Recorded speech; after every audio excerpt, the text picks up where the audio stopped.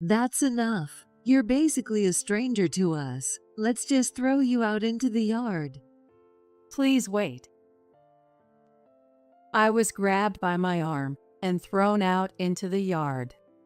As the window sash closed sharply in front of me, I felt the blood drain from my face in despair. Why? This isn't right. Could Ken and Jessica, my in-laws, really be serious about making me live out here in the yard? The door was locked from the inside, and I was at a loss. I thought about going back to my parents' house, but it was too far, and I didn't think I had enough money for the fare. As my mind went blank, the door suddenly opened. I hoped they had reconsidered, but the voice that came back was still as cold as ice. Here, eat this.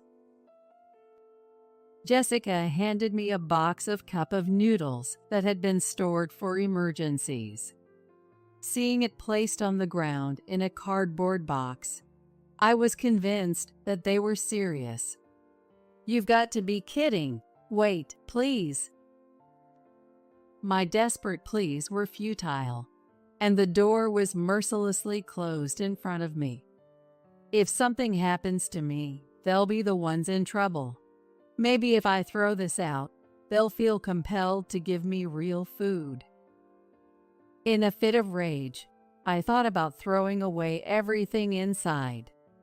I opened the cardboard box somewhat roughly and found it packed tightly with cup noodles. What the?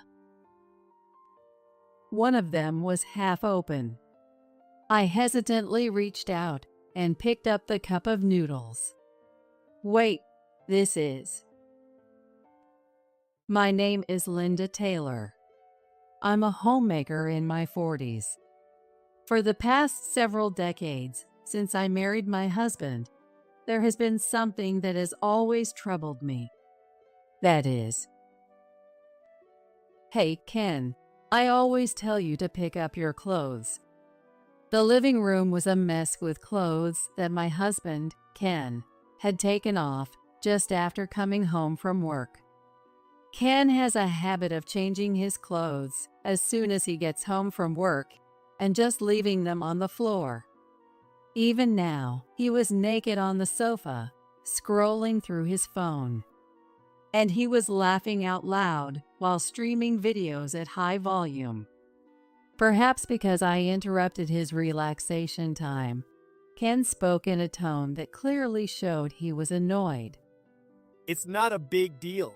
It's not bothering anyone. It bothers me. Huh? Why are you getting upset over something like this? No one likes a hysterical old lady these days. What are you going to do if you get even more wrinkles on your face? His unwarranted verbal abuse made me frown. Yes, I had grown completely weary of his condescending tone and attitude. But the problem wasn't just that. It's really a small thing. Just put your clothes in the laundry basket. Ugh, this is why I hate how nagging women can be. You're dependent on my earnings, yet do you realize you couldn't live properly without me? As Ken continued to complain, he suddenly raised his voice and called out to someone. Dad, Linda's telling me to pick up my clothes myself. Wait a minute. Since it's a detached house, it probably won't bother the neighbors like in an apartment, but the loud voice still echoed. Proving this, heavy footsteps approached from the hallway, and the living room door was swung open somewhat violently. It was my father-in-law, Ronald. Ronald growled in a low voice from his throat and glared at me with a sharp gaze. That's supposed to be your job. Then, like the sound of an explosion, his voice hit my eardrums. All I could do was shrink a little under his intimidating presence. Listen up. You married into this family, so you just need to obey your husband. That's how it is for women. Don't bother me or Ken with such trivial matters. I'm sorry.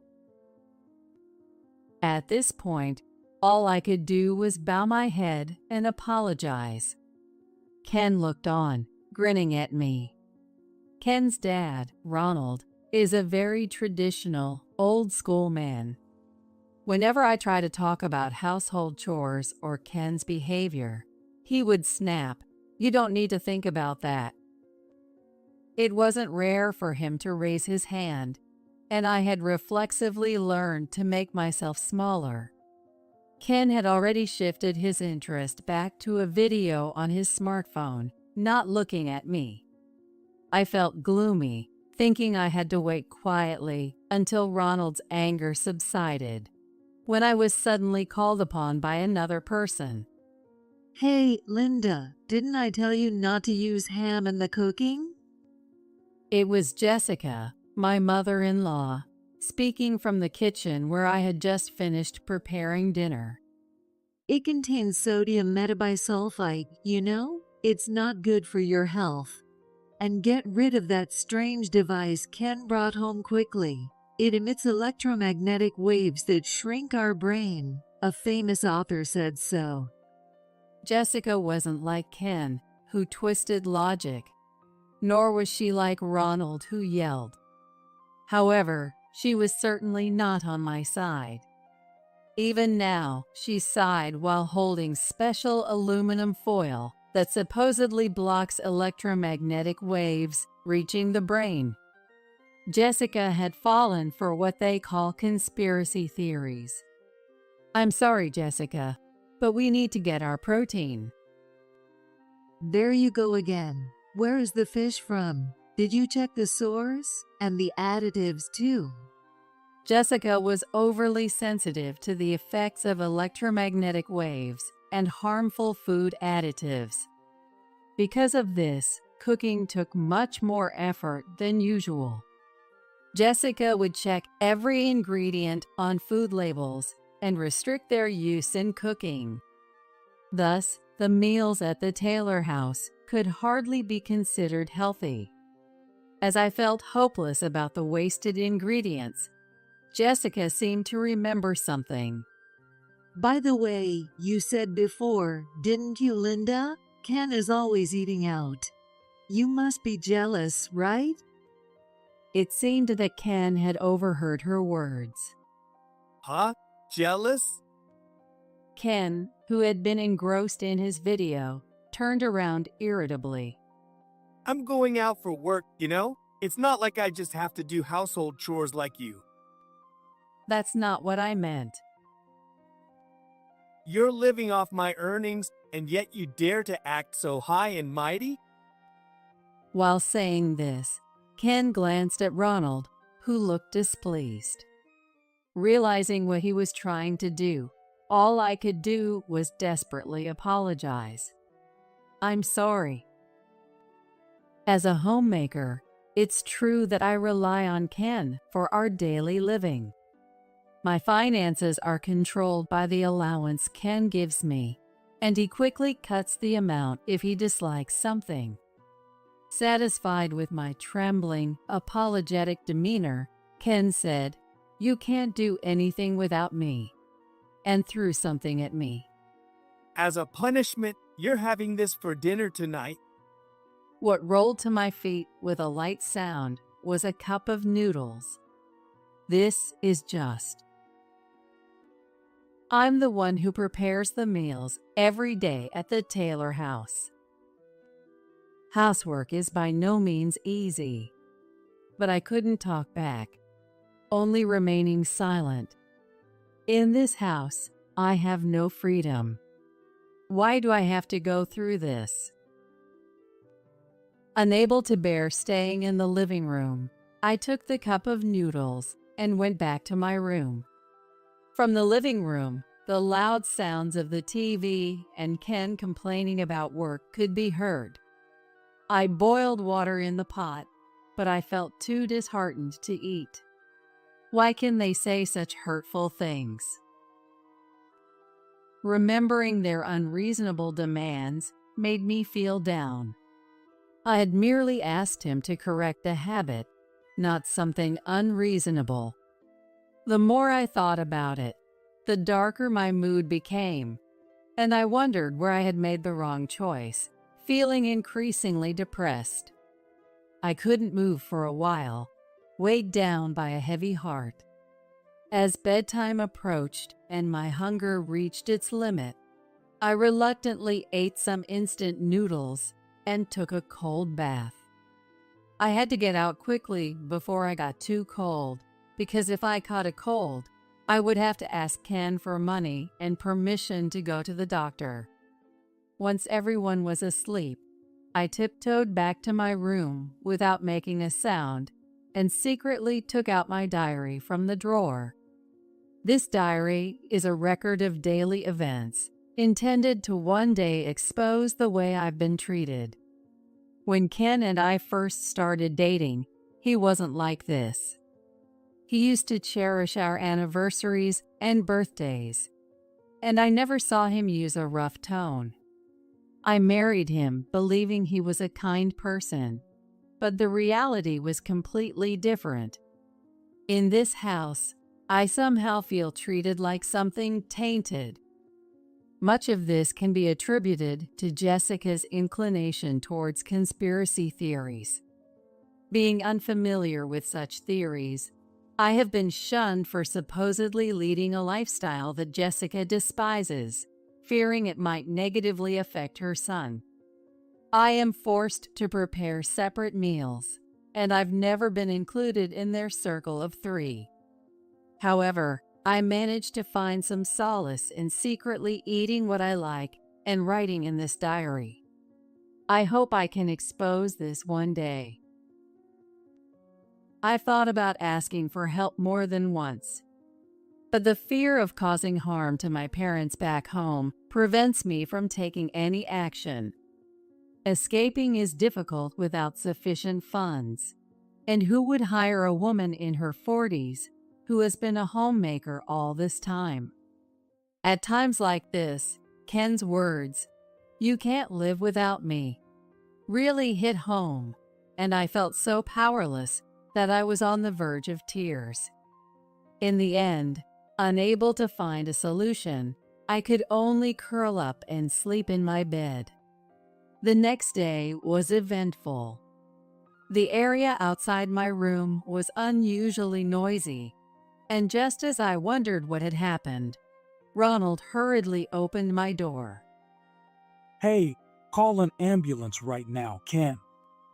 Apparently, Ken, who usually wakes up late, wasn't breathing when Ronald went to wake him up. I frantically called an ambulance. Even though he had oppressed me for years, I couldn't just ignore someone in life-threatening danger. While on the phone, I tried to perform CPR in desperation, but Ken was gone. How could this be? He seemed fine just the day before, so why did his health suddenly decline? Overwhelmed by the sudden event, I was devastated and couldn't even begin to prepare for the funeral after returning from the hospital. The Taylor house was filled with a somber atmosphere, unlike usual. Come to think of it, he did seem unwell recently. Is that so? Ronald murmured. Understandably, he had no energy left to yell at me now that his son had passed. I had no idea that Ken had been feeling unwell. Our only time together was during meals in separate rooms, and he was at work while I did housework during the day, so we barely saw each other. Yet, I couldn't help but think if I had noticed something amiss. Regardless of the deep rift between us, the fact that my husband was gone remained. Forgetting my usual demeanor, I leaned forward impulsively. Then why didn't he go to the hospital? If he was that ill, there must have been some signs, right? I told him not to go, and to stop taking over-the-counter meds too. After all, you never know what you might be ingesting. Jessica said in a matter-of-fact tone. It seemed that despite knowing about Ken's ill health, her belief in conspiracy theories was too strong to abandon. Struck by such a ridiculous reason, I was overwhelmed by an immense sense of helplessness. Dumbfounded, I didn't know what to say, whether to Ken, who believed Jessica's words, or to Jessica herself, who never doubted her baseless conspiracies. Is that so? People tend to laugh when faced with overwhelmingly hopeless situations. I couldn't help but shiver slightly. However, that was probably not the best reaction. What's that reaction for? A voice so low it seemed to resonate from the depths shook my eardrums. I startled and looked up. Oh, this isn't. What do you mean it's not? You just laughed, didn't you? Are you the kind of person who laughs at her husband's misfortune? I'm sorry. I didn't mean it like that. I was just thinking about Ken. I had completely done the unnecessary. Perhaps my emotions weren't functioning properly in the face of sudden misfortune. But it was too late to take it back, and Jessica's cold voice pierced through me. No excuses. You laughed. That's a fact. Don't tell me you poisoned him. No, I didn't do anything like that. I shook my head frantically, on the verge of tears. Indeed, there was every reason to suspect me since I had been treated harshly by Ken. Although most of the meals were dictated by Jessica, I was the one who prepared their food. That's enough. Without Ken, you're nothing more than a stranger. Let's just throw you out in the yard. Exactly. Don't think you can ever come back inside. Please wait. Ronald grabbed my arm, and I was literally thrown out into the yard. The window sash snapped shut in front of me, and I felt the color drain from my face in despair. Why? This isn't right. Living in the yard was no joke. The door was locked from the inside, and I panicked, wondering if they were serious. How could I expose them if I couldn't even retrieve my diary? I thought about going back to my parents' house, but it was a considerable distance from here. I doubted I had enough money for transportation. As my mind went blank, wondering what to do, the door suddenly opened. Jessica? Throwing me out into the yard wouldn't look good to the neighbors either. Hoping she had reconsidered, I asked expectantly, but the voice that returned was still as cold as ice. Don't call me so casually. After all, it would be troublesome for us if something happened. Here, eat this. It's full of additives, though. And what was handed to me was a box of instant noodles that had been stored for emergencies. Seeing it placed on the ground in a cardboard box, I was convinced that they were serious. You must be kidding. Please wait. After all, there was no way to boil water or a kitchen in the yard, so eating properly was out of the question. But my desperate pleas were in vain, and the door was mercilessly closed in front of me. I stood there dumbfounded for a moment. But as time passed, I began to feel anger boiling up from within. I can't stand this anymore. What had I done to deserve this? It was true that laughing was my mistake. But they won't listen to a word I say. They don't even try to hear me out. They have never been. There was no freedom for me here. Anything they didn't want was simply eliminated. Talking was useless with someone who had no intention of listening. If something happens to me, they'll be in trouble.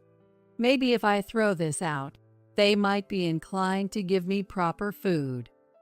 In frustration, I thought about throwing out all the contents of the instant noodles.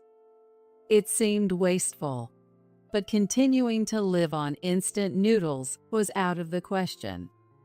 As I opened the cardboard box somewhat roughly, I found the packed noodles.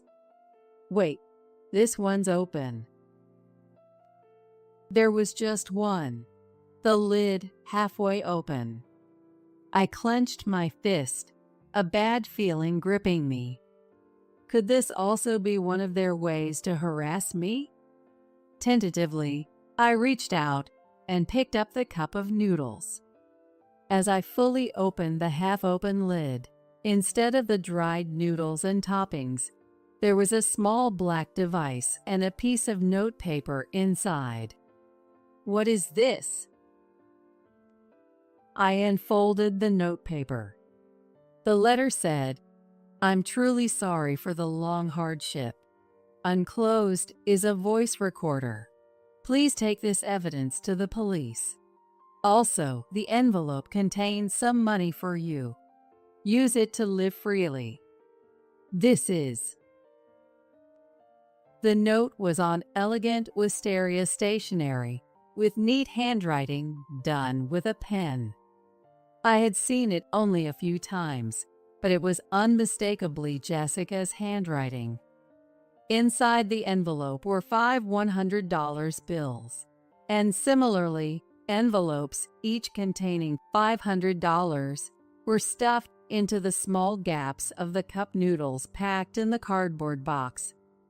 Additionally, some contained accusations detailing the domestic behaviors of Ronald and Ken.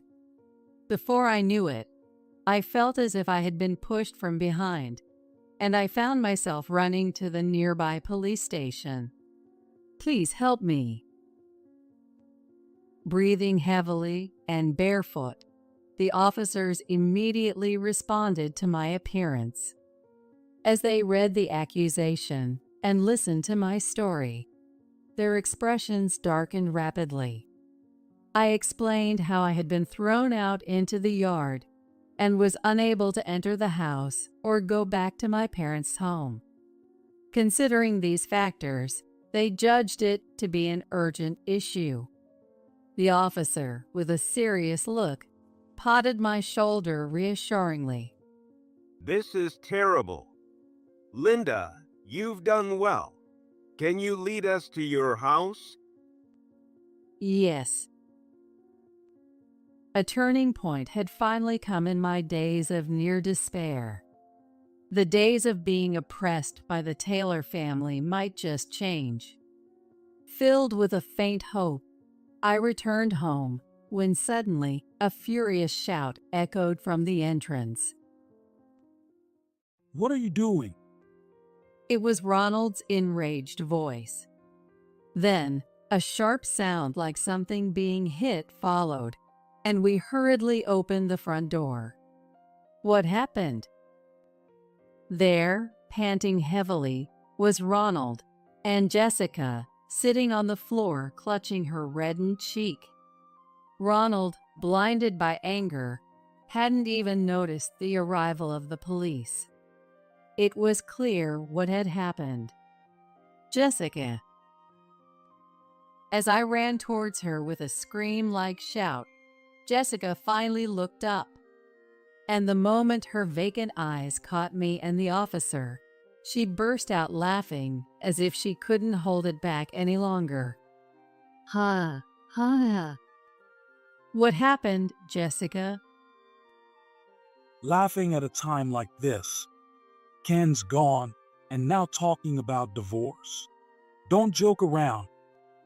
Amid the strange behavior of both, a crumpled divorce paper lay on the floor. Could it be that Jessica had confronted him with it? She had always been submissive to Ronald, never seeming to defy him. Laughing hysterically as if she had gone mad, Ronald raised his hand to strike. "Stop." but a quick-moving officer restrained him by locking his arms. Only then did Ronald seem to realize that the police were present. As his complexion turned pale, Jessica started laughing again. Ha ha. What really happened, Jessica? Her increasingly unusual demeanor left us all frozen, unable to move. I tentatively called out, trying to gauge the situation. Jessica, flushed with excitement and still smiling, blurted out, Finally, it's over for you. What do you mean? Ronald, receiving an empty stare, squeezed out a voice as if shaken. Not giving Ronald a moment to compose himself, Jessica continued. Right now, you can't move, can you? You want to hit me, but you can't, right? Do you know why? Because that officer over there has more power than you. Linda and I have felt the same way you feel now for a long time. What? I've been waiting for this day to come for so long. I was too shocked to form coherent words. The statement Jessica had just made was clearly considerate of me. Jessica suddenly stopped laughing, and her face went blank. You always do this. If something displeases you, you raise your hand immediately, and you're not satisfied unless others behave exactly as you want. Dialogue is out of the question. You think it's only natural for those weaker than you to follow your commands, and for you to be supported by others. You've been abusive towards me ever since Ken was born. You knew I couldn't escape because I was a homemaker who had become estranged from her parents. That's why I've been planning this day for a long time. Jessica, her voice icy, stared Ronald down as she began to explain her long-standing plan. Initially, the evidence was insufficient, and there was Ken to consider, so I planned to carry it out when Ken was independent and had saved enough money. I never imagined he would marry Linda so quickly and then start doing the same things you did. Ken was more cowardly than you, but also more cunning. I pretended to be a crazy conspiracy theorist, feeding you unhealthy meals on purpose. Hearing this, I realized something.